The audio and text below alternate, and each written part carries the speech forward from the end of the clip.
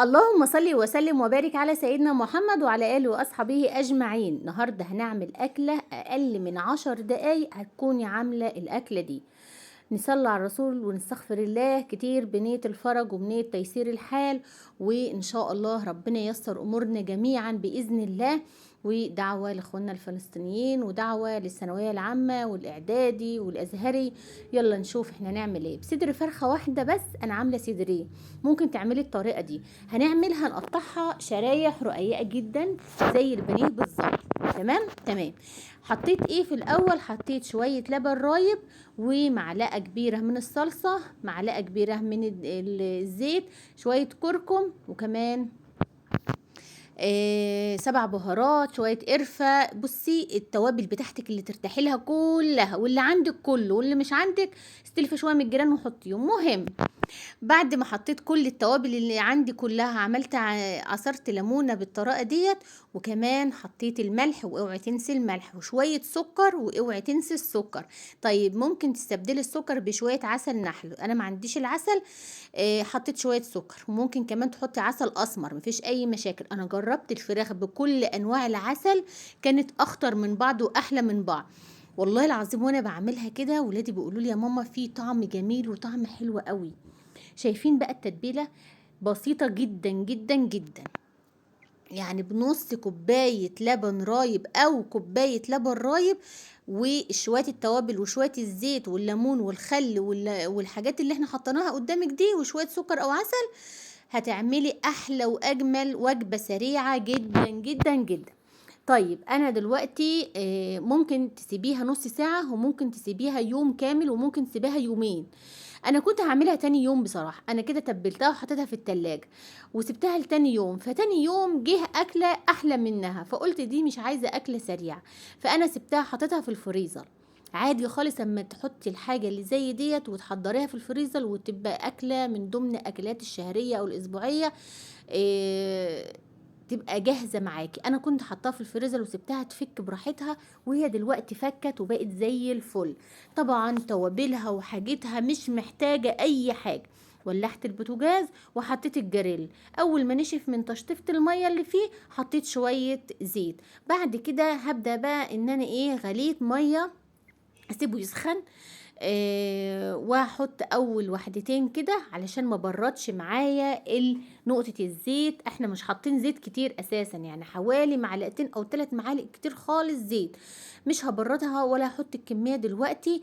انا هحط دلوقتي المكرونة. معايا هنا مكرونة غالية المية، وحطيت الملح بتاعها وعلى طول هسيبها تستوي. وهبدأ بقى ان انا اقلب البانيه اللي من غير دقيق ومن غير سميد ومن غير اي حاجة ممكن نعملها، ولا كفرات ولا اي حاجة.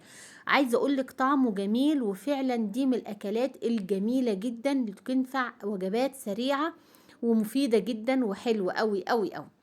زي ما انت شايفة معايا كده. هبدأ بقى ان كل ما الكمية تقل معايا في اللهم صل وسلم وبارك على سيدنا محمد في الجريل، هضيف بقية الكمية بالطريقة دي. طبعا بقية التتبيلة انا مش هرميها خالص، هقولك هعمل بها ايه وهتكون طعمها احلى واجمل من الفراخ كمان والبانيه كمان.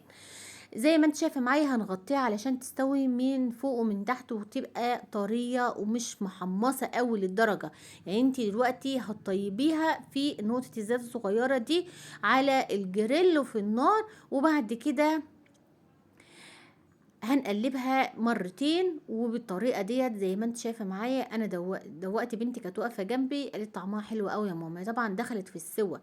عايزه تحمريها اكتر من كده حمري، مفيش اي مشاكل. سبتها بعد ما غطيتها مرتين 3 وسبتها. طبعا احنا حاطين معلقه صلصه فبتديها احمرار، وبابريكا، حاطين بابريكا وحاطين كركم، وطبعا ده بيفرق طبعا في اللون وفي الطعم، وبيبقى حاجه جميله جدا. زي ما انت شايفه معايا هنا كده هنطلع الفراخ. عايزه اقولك ان هي مستويه ومهريه كمان، يعني عايزه يعني نفسي كلكم تجربوها بجد. لو ما كنتش جربتيها جربيه في نفس ذات الطاسه او الجريل معاكي. هتضيفي بقيه التتبيله زي ما انت شايفه معايا هنا كده. هبدا ان انا اقلبها مرتين كده، وهقولك برضو انت معايا هنعمل ايه بعد ما حطينا كله دي. مع بعض كده، الله الله، هتعمل احلى صوص واحلى طعم مع الصلصة. الصلصة دي جاهزة عندي، فيها الثوم وفيها البصل مفرومين ناعم جدا عشان ما يبانوش في المكرونة. الناس اللي ما بتحبش المكرونة ببصل افرميها ناعم قوي قوي قوي. صدقيني البصل بيفرق كتير في الطعم المكرونة لما تكوني عاملاها. في ناس بيحبوها بتوم بس، وفي ناس بيحبوها بكاتشب بس. سبحان الله، الاكل اذواق. فحطي بقى توابلك بقى، اللي هو اللهم صل على حضرة النبي، 7 بهارات، شوية شطة صغطتين كده حمر، وشوية بابريكا، وحبة كمون صغيرين، وحبة فلفل برضو صغيرين، اللهم صل وسلم وبارك على سيدنا محمد، ورق لوري. وحطيت هنا شوية قرفة لان بحب القرفة. هنقلبهم بالطريقة دي، وما تنسيش الملح لان انا اساسا مملحة الحاجات دي كلها، فهضيف حبة صغيرين.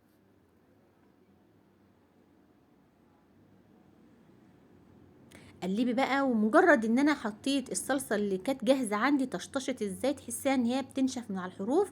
علشان ايوه الملح اهو، علشان انا اساسا مسبكاها ومحضراها، كانت قبلي بيوم واحد بس كنت محضره، وناقصه الطماطم وصلصه كده، يعني ايه، من اكله تانية. زي ما انتم شايفين معايا هنا كده، هغطيها تاخد وتدي بشكل ودي مع نفسها كده.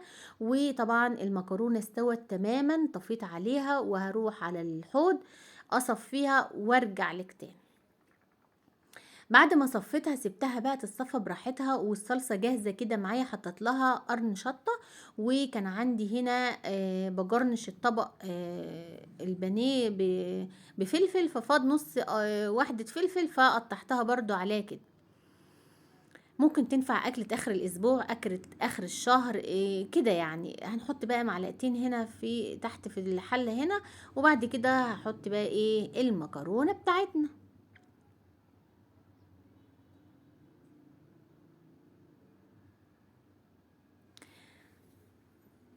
وهتبدأي بقى تضيفي بقية الصلصة على الوش، تصدقيني طعمها تحفة.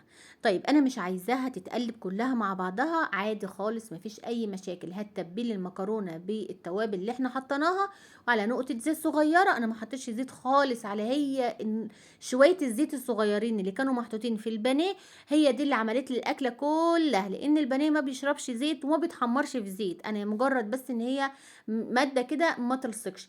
وعايزه اقولك بقى اللون والطعم خطير خطير بجد، يعني محتاج التجربه، ومحتاج ان انت تعملي اكلات سريعه. إيه، ولادك جم من المدرسه، ولادك جم من الكليه، ولادك جم من الحضانه، ولادك جم من بره، جعانين يا ماما، هتعملي الاكله دي بسرعه. كوني محضراها في التلاجة، وكوني او محضراها في الفريزر، هتطلعيها تفك وهتحمرها على طول في ثانية. طيب انا عايزة الفراخ متحمرة عن كده، اعمليها متحمرة عن كده، مفيش اي مشاكل. بس انا شايفة ان دي المناسبة جدا يعني. طعمها حلو وجميلة وزي القمر وزي العسل. عايزة اقول لكم طعمها زي العسل. انا باكل معاكم اهو. اتفضلوا معايا، اشوفكم في فيديو جديد. لايك وشير وسبسكرايب للقناة، بحبكم كتير، ربنا يدومكم نعمة في حياتي. وما تنسوش الاستغفار والصلاة على النبي، وده اهم حاجة.